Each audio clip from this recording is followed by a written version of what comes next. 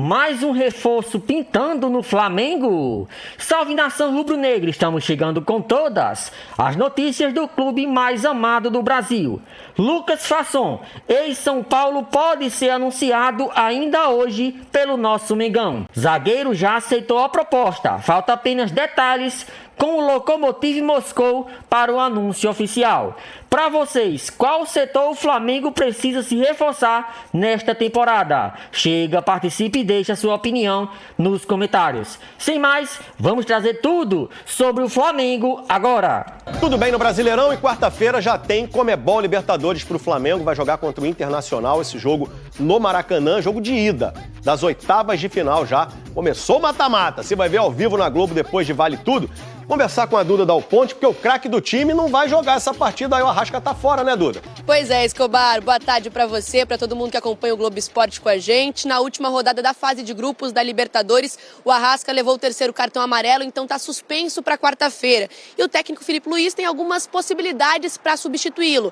A começar pelo Carrascal, reforço colombiano, que já tá regularizado, mas ainda não estreou, então isso pode ser um empecilho. Outra opção é colocar o Saúl. Ele já jogou 3 partidas pelo Flamengo, tem mais ou menos 110 minutos aí, mas não está na melhor forma física. E ainda uma outra opção é o Filipe Luís colocar 4 atacantes, como ele fez na Copa do Brasil contra o Atlético Mineiro.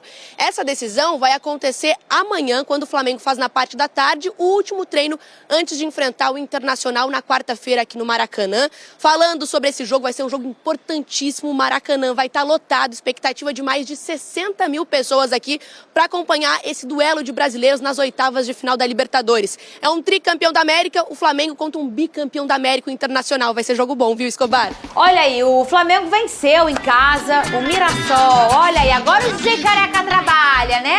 Segue o líder, galera. Segue o líder. Olha só, Lucas Pedrosa. Olha o Alex balançando os Obrigado, braços Santos. Muito obrigado. Guilherme, você é craque. passou nem Wi-Fi lá no Maracanã, hein?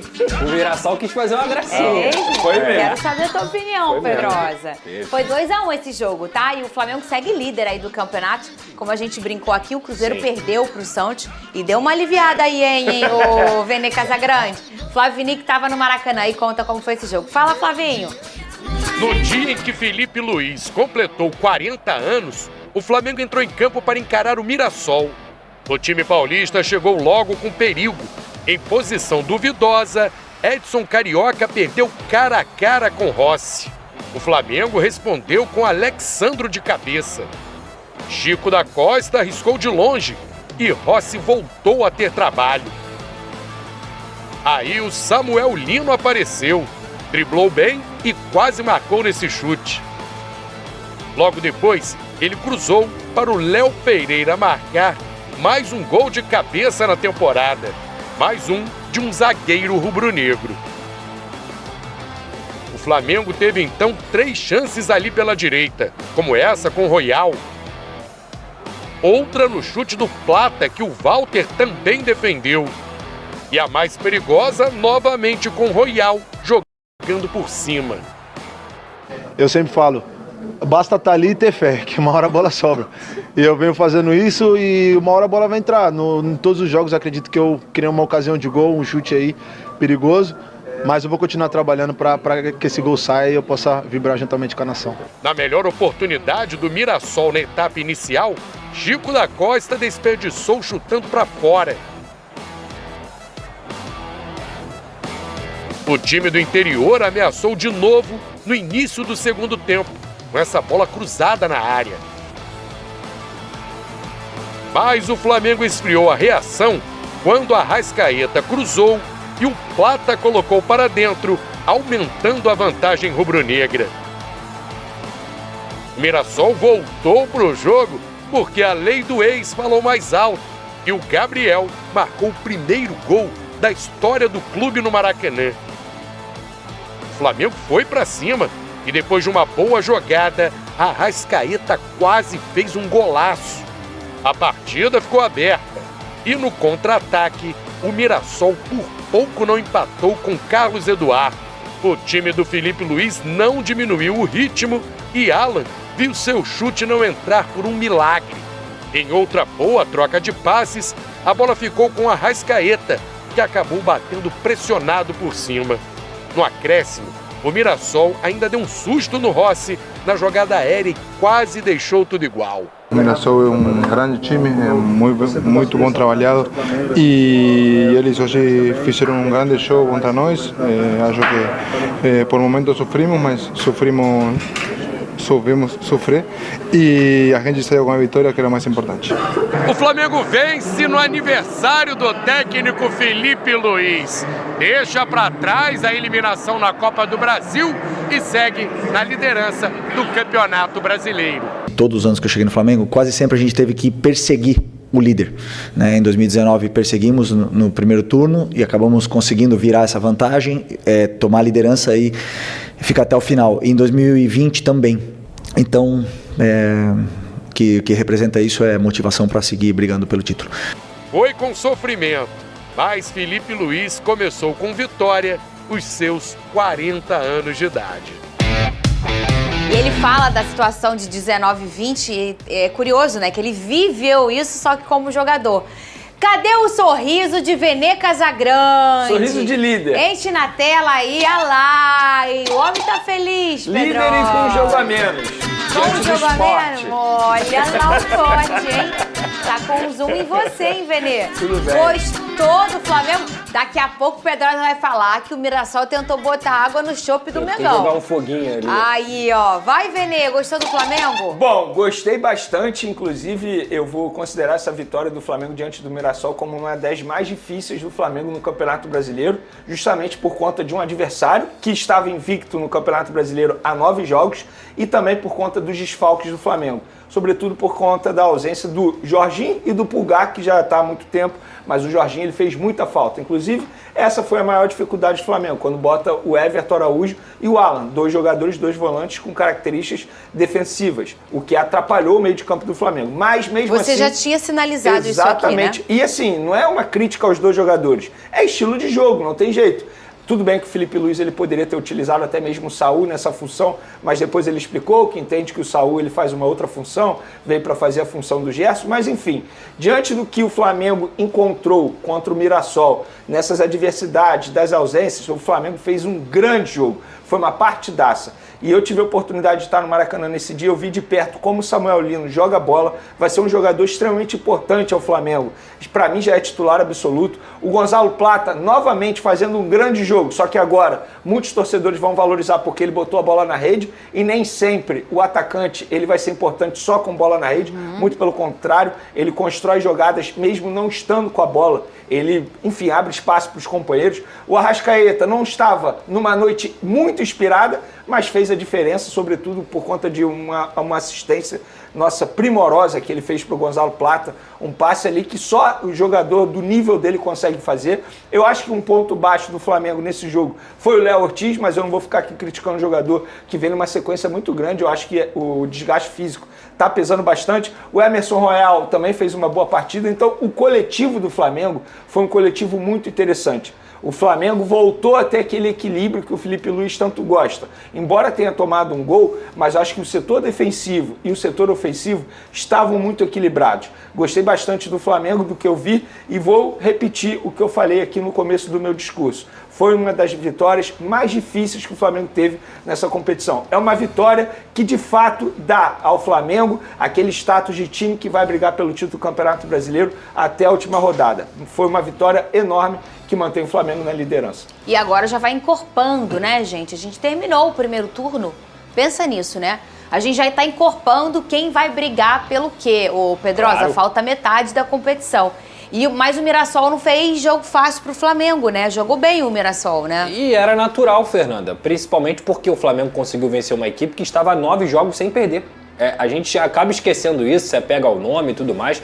O Mirassol é um claro exemplo de um time que conhece suas limitações, que respeita o plano de jogo e coletivamente consegue ser corajoso o suficiente para falar assim: eu sou limitado, vou jogar de forma reativa numa transição no contra-ataque para poder ferir o meu adversário. Só que jogar assim não é fácil. Você tem que saber jogar assim, você tem que ser bem treinado para jogar assim. E o Mirassol conseguiu isso. Cara, o Mirassol fez o Rossi trabalhar mais do que a maioria dos times dentro do Campeonato Brasileiro. Essa que é a grande verdade. Tanto que o Rossi fez uma defesa no primeiro tempo, a defesaça no chute do Chico da Costa. Teve outra defesa no primeiro tempo também que ele consegue pegar ali cara a cara. No segundo tempo, depois do 2-1, o Mirassol cresceu dentro da partida e poderia ter empatado. E o Flamengo, aí é o que eu digo. Para você ser campeão do Campeonato Brasileiro, não basta você só jogar bem. Jogar bem é uma obrigação para você ser campeão. Só que quando você joga bem e consegue pontuar, mesmo você não fazendo partidas brilhantes, como eu acho que o Flamengo não fez diante do Mirassol, isso é o que diferencia quem vai ser campeão de quem vai ficar pelo caminho. Eu acho que o Flamengo fez muito bem o seu dever de casa, principalmente com essas atuações. Eu também acho que o Arrascaeta não fez o grande jogo, mas aí é que o craque aparece, porque ele consegue achar uma trivela ali, mesmo não estando tão consistente dentro do jogo, e acha o Gonzalo Plata, que é um atleta que eu concordo plenamente com o Vene,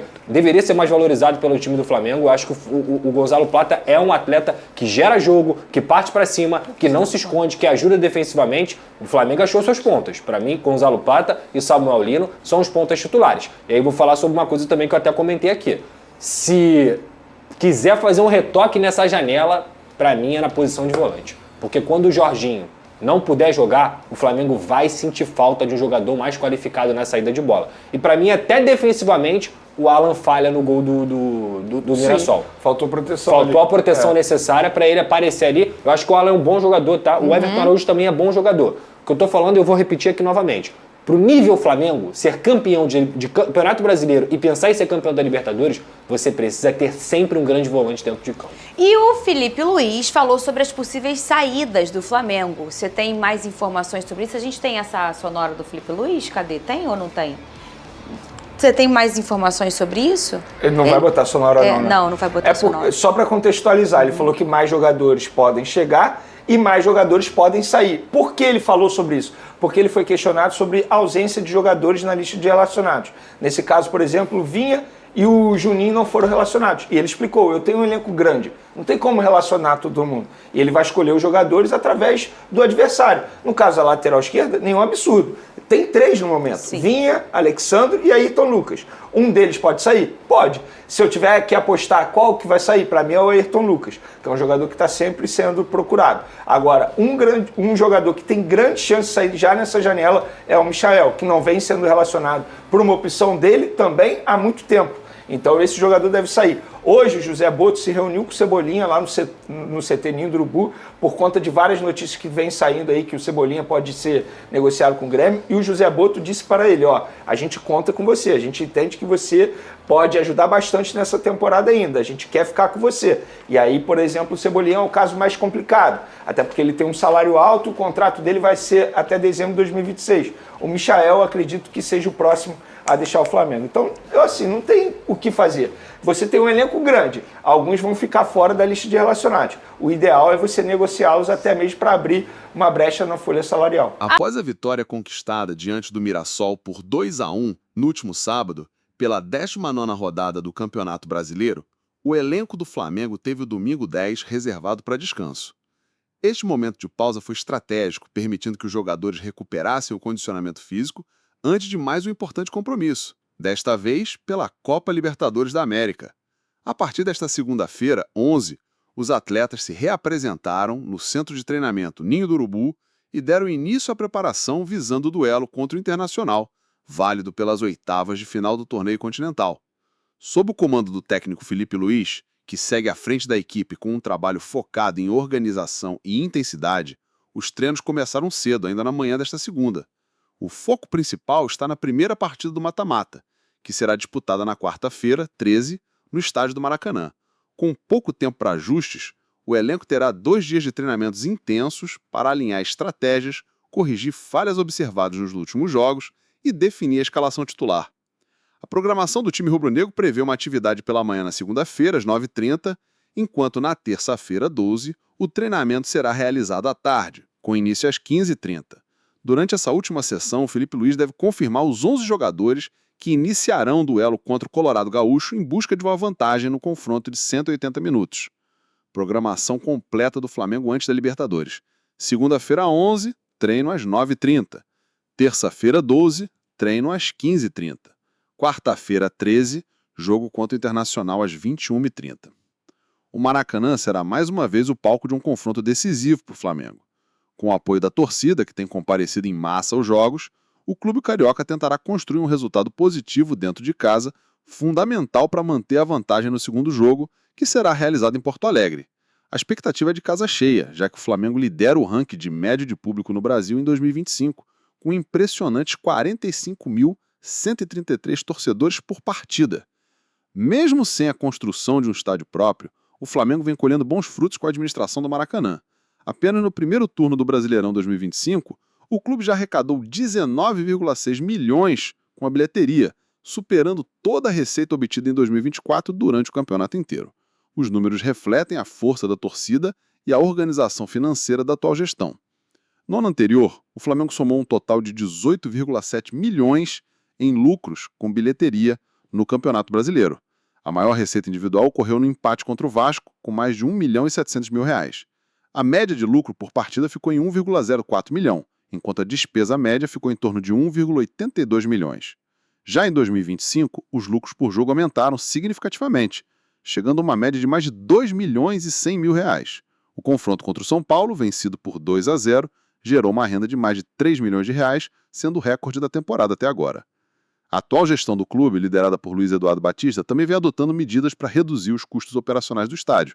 Uma das estratégias, inclusive, envolve o fechamento de setores do Maracanã em partidas de menor apelo, como forma de reduzir despesas com segurança, limpeza e operação. Apesar de ter gerado alguma insatisfação por parte dos torcedores, a medida é vista internamente como eficiente para manter a sustentabilidade financeira do uso do estádio. Paralelamente ao sucesso esportivo e financeiro, o Flamengo ainda enfrenta discussões políticas internas. Nesta segunda-feira, 11, o Conselho Deliberativo do clube realizará uma reunião crucial para o futuro da instituição. Em pauta estará a concessão do Maracanã, que atualmente é dividida com o Fluminense. A expectativa é que a gestão de Luiz Eduardo Batista apresente argumentos que demonstrem a inviabilidade econômica da construção de um estádio próprio, contrariando os planos antigos do ex-presidente Rodolfo Landim. Enquanto o extracampo ferve, dentro das quatro linhas o Flamengo continua empilhando vitórias. Contra o Mirassol, os gols foram marcados por Léo Pereira e Gonçalo Plata. O time tem um desempenho consistente, apesar de ter sofrido um gol de Gabriel, ex-jogador do próprio Flamengo, que marcou para o time do interior paulista. Com esse triunfo, o rubro-negro chegou aos 40 pontos no Brasileirão, mantendo a liderança isolada da competição, com 12 vitórias, 4 empates e apenas 2 derrotas. O técnico Filipe Luiz tem dado nova dinâmica ao elenco, que combina experiência e juventude em todas as posições. O setor defensivo, por exemplo, é um dos mais seguros do campeonato, com apenas 7 gols sofridos. O ataque também tem mostrado eficiência, liderando o ranking de gols marcados com 32 bolas na rede. Esses números colocam o Flamengo como o principal favorito ao título nacional e aumentam a confiança da torcida para a disputa da Libertadores. Opinião de adversários reforça o respeito que o Flamengo impõe. Após a derrota no Maracanã, o atacante Chico da Costa do Mirassol reconheceu publicamente a superioridade do elenco rubro-negro. Em entrevista ao final da partida, ele destacou a dificuldade de enfrentar o time carioca, elogiando a qualidade técnica, a intensidade na marcação e a movimentação coletiva do Flamengo. Palavras como essas comprovam a força do grupo montado pelo clube nos últimos anos. O próximo desafio pelo Campeonato Brasileiro será contra o Internacional no dia 17 de agosto, domingo, às 18h30, no estádio Beira-Rio em Porto Alegre. Antes disso, o foco total está no embate pela Libertadores, onde qualquer erro pode custar caro em uma fase de mata-mata. O Flamengo sabe disso e se prepara com seriedade para tentar avançar às quartas de final da principal competição da América. Fora de campo, a diretoria segue ativa no mercado de transferências. Um dos nomes em pauta é o zagueiro Lucas Fasson, atualmente no Lokomotiv Moscou, na Rússia. O defensor de 24 anos tem contrato até junho de 2026, mas o clube russo está disposto a negociá-lo para não correr o risco de perdê-lo gratuitamente numa futura janela. Segundo informações da jornalista Raíssa Simplício, o Lokomotiv aceitaria uma proposta na casa dos 5 milhões de euros, o que representa cerca de 31,6 milhões de reais na cotação atual.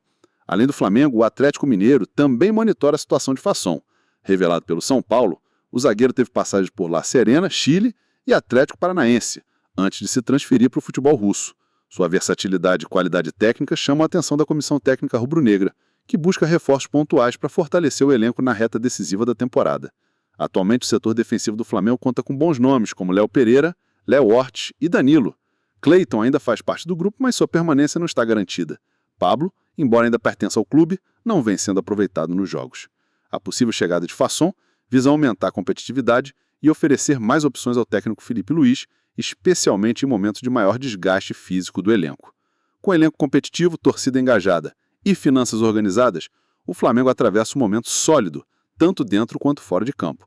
A expectativa da torcida é alta e o time parece pronto para enfrentar os desafios que virão nas próximas semanas, tanto na Libertadores quanto no Campeonato Brasileiro.